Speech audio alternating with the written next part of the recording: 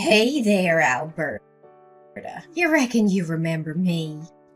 It's your future ma-in-law, Dorothy, coming your way. Ha! Boy, oh boy, do I have a surprise for you. Oh, hello, Dorothy. It's really nice talking to you.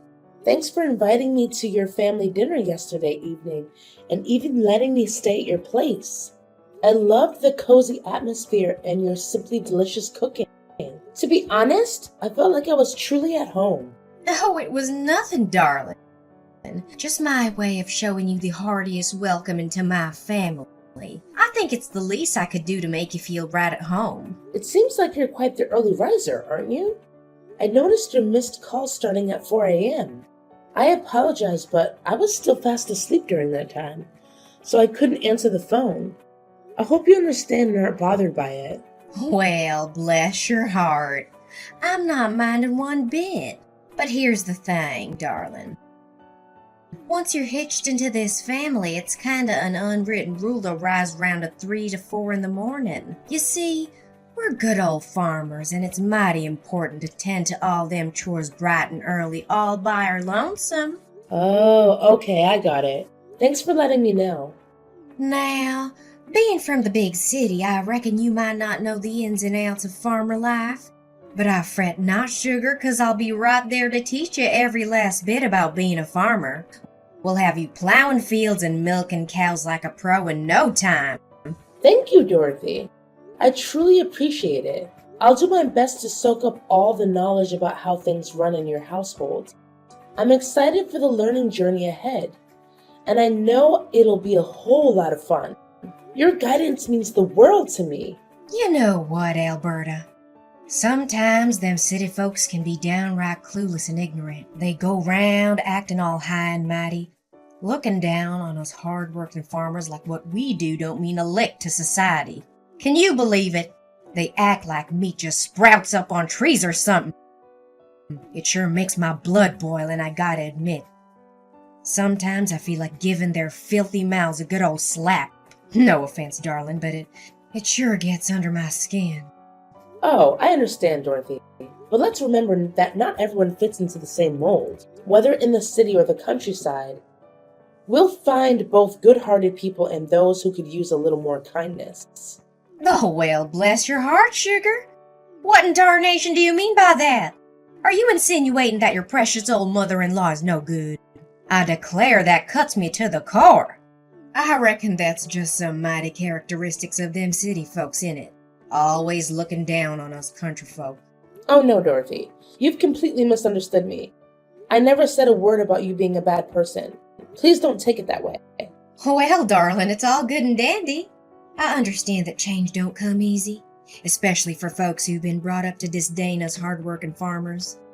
I reckon your folks might have filled your noggin with a heap of hogwash and misconceptions about us, trying to make you despise us. But let me tell you, sweetheart, none of that hogwash holds a lick of truth. If we want to have a harmonious relationship, you gotta let go of them silly prejudices your parents planted in your mind about us country folk.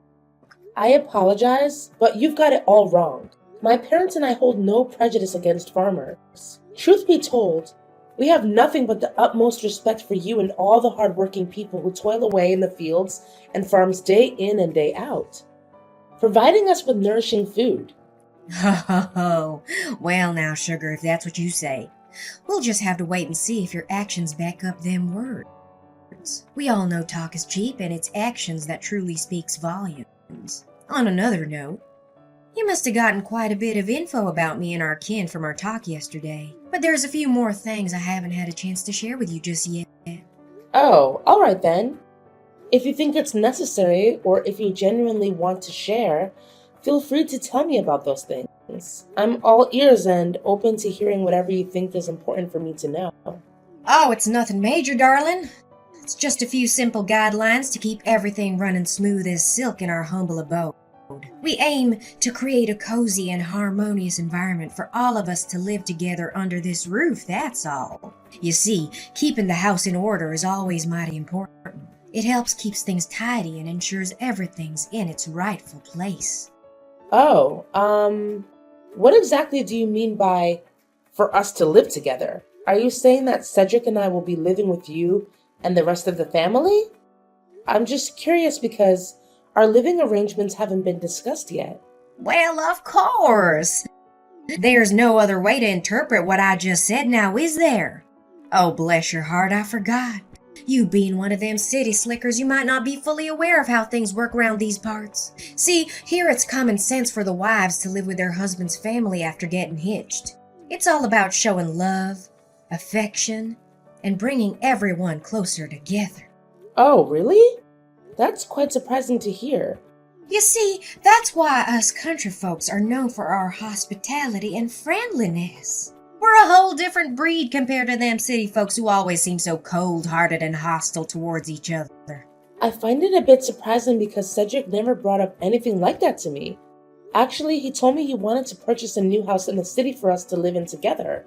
You see, we're currently employed by a company located in the city, so it's only natural that he would prefer us to reside there.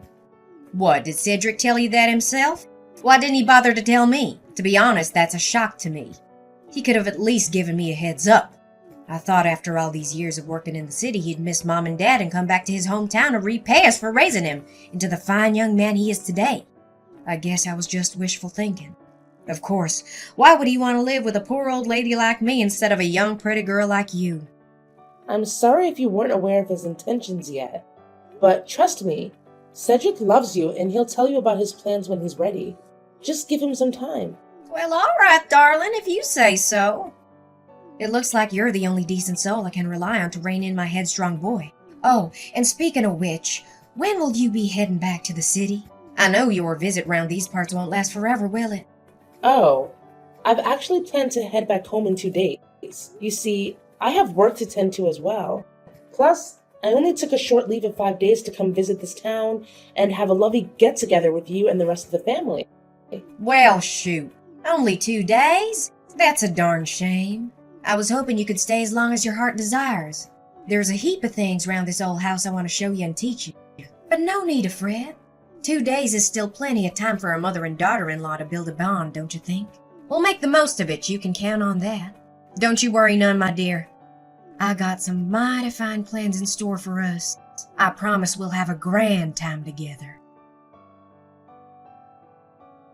Rise and shine, darling. It's high time you woke up and got ready to burn off extra calories. We don't have a moment to waste, Alberta. I want us to squeeze every drop of goodness out of them 2 days you're staying here. And let me tell you, I've already got it all planned out. Every little thing you should be doing. Oh, Dorothy, it's only 4 a.m. I understand you're eager for us to have some quality time together, but did you really have to knock on my door this early in the morning? It's still dark outside, and I could really use a bit more sleep. Can we perhaps plan our activities for a bit later in the day? Oh, Alberta, how can I expect you to marry into my family if all you know how to do is sleep till the afternoon? You gotta step up and prove yourself worthy of being a part of this family. The only way you can do that is by following my lead and doing everything I tell you. Just take a gander at your side, Alberta. My boy, Cedric, went out of the house ages ago to deliver them eggs to the grocery store. He's already out there working hard while you're still snoozing. You should feel ashamed of yourself. Oh, really? Cedric is already out? That's strange. Well, now, what's so peculiar about that? My boy Cedric, he's a fine young man, I tell you. Even though he's taken a break from work, he still keeps his folks in mind and helps them out whenever he can. But you, my dear, ought to be downright ashamed. You can't just lie here in bed and conjure up a heap of excuses to dodge your womanly responsibilities. Lazy gals like you might as well be 6 feet under. You're making all of us women look bad. Back in my day, a lass like you would have gotten a good whack with a rod for pulling that kind of stunt. I'm not trying to get out of my chores, but it's just so early in the morning. I'm not used to waking up at 4 a.m., especially on the weekend. Well, look at you. I reckon my boy must have spoiled you rotten. Isn't that right? But let me set something straight. This ain't your house, so don't go thinking you're gonna be treated like some princess round here. Now listen up and listen well. I'm only giving you 1 more minute to get yourself up and ready. We got a whole day stretching out ahead of us, with a list of chores as long as a country mile. So chop chop now. Time's a-wasting. All right. I'm already up, so you don't need to keep knocking on the door. Have you finished all them morning chores I gave you, darling? I sure hope you did, 'cause if you didn't, rest assured, I'll make sure you get a good old-fashioned punishment that you rightly deserve. Honestly, Dorothy, how can you expect me to complete every single task on your never-ending list in just a few measly hours? And to top it off, you didn't even bother showing me how to do them. Now hold your horses there. No need to be a drama queen. Is this how them city slickers always act? Complaining at the first sight of a little challenge? If you're gonna keep acting like a soggy noodle soup, then I reckon you're not the right match for my son, darling. Perhaps a drama queen like yourself ought to find someone who's just as skilled at stirring up a fuss over nothing. Face the facts. You just don't fit in with our family. It's high time you admitted it. Your words don't make any sense. Instead of pointing fingers at me, why don't you take a good hard look at the mile-long list of chores you handed me? Feeding livestock, mending fences, planting corn, scrubbing the hog lot and chicken house, and even taking showers for the pigs. The list goes on and on. Can you blame me for feeling overwhelmed? Well. Just a friendly reminder for you, darling. We ain't gonna be using no fancy corn planter contraption. Nope. You'll be planting them corns by hand. Every last one of them. We gotta cover that whole field with them seeds, you hear? Now it'll be a mighty fine exercise for lazy gals like yourself. No rush. Take your sweet time, but make sure that the work gets done by the end of today. I'm not taking no excuses for no delays. You got that loud and clear? Manually plant the corn? Are you joking? Do you even realize that the cornfield is a whopping 40 acres in size? It would take me days on end to get that done by hand. Not to mention the scorching hot temperatures we're dealing with. I'd literally keel over from the heat. Now, what's all the fuss about? Planting corn seeds by hand is as natural as a cow chewing cud. Our ancestors have been doing it that way for ages. How do you reckon they managed to handle all that planting business without fancy machines? They relied on their trusty hands, that's how. It's a good old tradition that's been passed down through generations, and we aren't breaking it now. And what about this business of taking showers for pigs? Do you honestly expect me to handle that all by myself? Now listen up, you lazy sloth. There's nothing too much for a woman to handle round here. And you better believe you'll be taking showers for each and every one of them pigs in that lot. Remember to be extra gentle so as not to hurt my precious pigs. They're worth their weight in gold, my money. So you better take extra care with them. And let me make it clear, if I see even one scratch on their skin, you'll be paying for the damages. You hear? Oh, and by the way, you're only allowed 1 hour to get it all done. So get to it! You've got to be kidding me. Look, I appreciate that you care about your pigs, but do you realize that there are hundreds of them on your farm? You can't honestly expect me to wash each and every one of them by myself. And on top of that, in just 1 hour. Seriously? Tell me, are you a human or a pig yourself? A human can't be that lazy. Now listen here. You bring nothing but shame to all them fine ladies like me. Why don't you mosey on over to the hog and make yourself at home? You don't have to do much there. Just snooze, chow down, and wait for others to tidy up after you. I reckon that kind of life must be a dream come true for lazy folks like yourself, huh? Boy, oh boy, how pitiful. Listen, Dorothy. I'm not sure what's gotten into you, or if I've unintentionally upset you, but I believe you're being unreasonable here.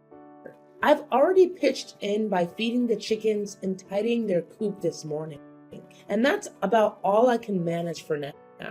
Oh, what do you think you're doing, defying your own mother-in-law like that? Is this the way a daughter-in-law ought to treat her husband's dear old mama? I can't rightly believe my own ears. If you keep carrying on like this, there's no way I'm letting you get hitched to my boy, you hear? Alberta, I know you're within earshot, so quit ignoring me. It's mighty rude and disrespectful, and you dang well know it. Alberta, I'm demanding an answer this instant. I swear on my boots, if you keep ignoring my commands, there'll be consequences to pay. Dorothy, please open this door and let me out. Why would you do something like this to me? Why did you shove me into the hog lot and slam the door shut? I haven't done a single thing to harm you, Dorothy. I don't deserve this treatment. Well, isn't that just a fitting consequence? That's what happens when you defy my commands, darling. Now you best learn your lesson and be a good, obedient daughter-in-law. You'll be sleeping right alongside them dirty pigs until you change my mind and tend to all those chores I assigned you. There's nobody coming to save you now. My husband and son are gone, and they won't be back anytime soon. So you better get cozy with them hogs, 'cause you're on your own, sweetheart. Dorothy, you've gone plumb crazy. I genuinely believed you were a decent person, but it's clear as day now that you harbor some deep-rooted prejudice against me. Well, isn't that just rich? Look at you, strutting round all high and mighty, acting all cocky and arrogant in my presence. Just 'cause you come from them fancy, dirty cities don't mean you're better than anyone else. I reckon you think you're some big-shot city slicker trying to lure my boy away to live in the concrete jungle with you. Well, I'll tell you right now, darling, that isn't happening. Don't you forget, I'm Cedric's mother, and he listens to me, not you. So go on and enjoy the company of them 100 of filthy pigs. Bet your whole darn body smells like manure now. Ha! Aren't you forgetting something? I happen to have my trusty phone right here with me, so I'll just give my husband a ring and tell him to come back and help me. Well, isn't that a hoot? And your wildest dream, sweetheart? I already wrecked his phone, so there's no way you can reach him no more. Why don't you just accept your fate and embrace the pig farm? 'Cause that's where you belong, darling. You've earned it, fair and square. And if you happen to feel a growling in your belly, go ahead and help yourself to the same grub my pigs enjoy. Heard it's mighty nutritious, them pig feeds. Who knows? Maybe if you slick around long enough, you'll morph into a pig yourself. Ha! Although, truth be told, you're not far off from one as it is. Dorothy, you've gone completely off the rails. If you don't get me out of here, I swear I'm gonna call the police on you. I'm not even joking with you. Well, aren't you just a bundle of joy? If you feel so inclined, go right ahead and trot on down to the police station. But let me tell you, darling, it's a mighty long ride from there to my house. And truth be told, they wouldn't care about some petty squabble like this. It's not worth their time, I reckon. Oh, I'm just tickled pink with happiness. Can't believe my luck, seeing my revenge play out so smoothly. Every little piece fell right into place just like I planned. Now, Alberta, darling, there's no point in wailing or making a fuss. There's nobody around here to hear you. Best accept your fate and let yourself rot in that pig farm. Alberta, where are you? I stepped outside for a breath of fresh air, but what in the Sam Hill? The door to the pig farm is wide open. Did you somehow find a way to skedaddle from that place? How dare you, I say? Oh, well, when you look at that, your dear husband and son made their way back home. And guess what? They lent me a hand and got me out of that pig farm. What? My husband and son came home? How could they? That's impossible. They spilled the beans to me. You convinced them to haul those eggs clear to some distant grocery store, and then you went and tampered with their car so they couldn't make it back. You deliberately loosened the oil nut, knowing it would wreak havoc on the engine after a while on the road. Do you even grasp the magnitude of the peril you put your own husband and son in? Luckily, they managed to reach out to a kind-hearted friend nearby who gave them a lift back home. What? I can't believe this. My plan went all to hell and back. This is just unacceptable. Everything was so perfectly planned and well thought out. How could it go wrong like that? I'm plumb flabbergasted. You've got some serious issues, Dorothy. What on earth possessed you to concoct such a twisted scheme? Is it because you harbor some hatred towards me and wanted to seek vengeance? Honestly, I haven't even done anything to you to deserve this. You hit the nail on the head. It's true, I can't stand you. I despise the fact that you hail from them big cities. Can't stand that high and mighty cocksure attitude you dish out when you talk to others. I also can't stand the fact that you roped my boy into moving to the city and shacking up with you for good. Honestly, you make my stomach churn. There isn't a single thing about you that stirs up any sympathy in me. That's downright absurd. It's not true at all what you're saying. I'm not done talking. All you're good for is whispering poisonous words in my son's ear about me, trying to turn him against his own kin. In other words, you engineered the whole thing, plotting and scheming to tear my family apart. You're the root cause of why my boy chose to abandon his family. Why on earth are you making such generalizations about people from big cities? I've never behaved in a cocky or arrogant manner, and your accusations are completely unfounded. And besides, I had nothing to do with Cedric's decision to move to the city. He's a grown man, and he can make his own decisions. In fact, he told me that he hates it when you try to dictate his life. Wait, what? Cedric can't stand me. No way. Does this mean I lost this battle? No! I flat out refuse to reckon with this reality. You best believe you need to send my boy back to me, you hear? I found him a new flawless bride who lives right round these parts, near my house and my farm. If Cedric ties the knot with that gal, he'll be settling down right here with me for good and help me with the farm work. Stop daydreaming, Dorothy. Oh, and by the way, your husband told me that what you did to him is unforgivable. That's why he decided to leave you for good. You'll be receiving divorce papers from him soon. Hold on there just a cotton-picking minute. Divorce papers? Are you plumb loco? Why in the world would my own husband want to divorce me of all things? You heard me crystal clear. And as you might expect, Cedric didn't keep it a secret either. He made it known to me that he intends to take legal action against you. Tampering with someone's vehicle and causing damage to the engine is a grave offense, and the consequences are severe. You'll find yourself behind bars for committing such a crime. What on earth are you yammering about? Prison? Are you pulling my leg right now? I haven't done anything wrong. I simply loosened the oil nut in their car just a smidge. It wasn't nothing too severe now, was it? I just wanted to keep them from making it back home. I reckon this matter ain't something that needs to be dragged out into court. It's not all that serious if you ask me. You're terribly wrong, Dorothy. As I mentioned before, tampering with someone's car is a grave offense. And mark my words, you'll face the consequences fitting for such a crime. Rest assured, the punishment won't be anything light. It will be substantial and just. No way! You're totally trying to scare me with your bluff. I'm not falling for your lame trap. Not in a million years. Seriously, it makes zero sense that my son and husband would ever throw me behind bars. They'd have to be absolute monsters to even think about doing something like that. Nah, Dorothy. They ain't the monsters here.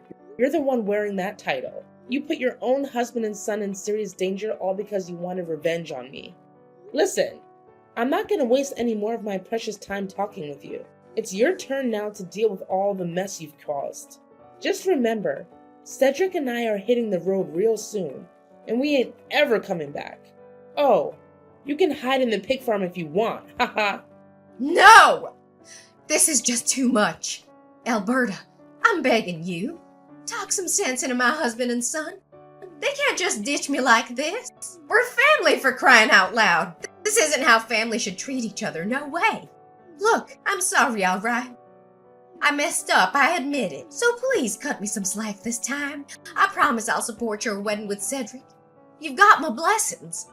I really don't want to end up in prison.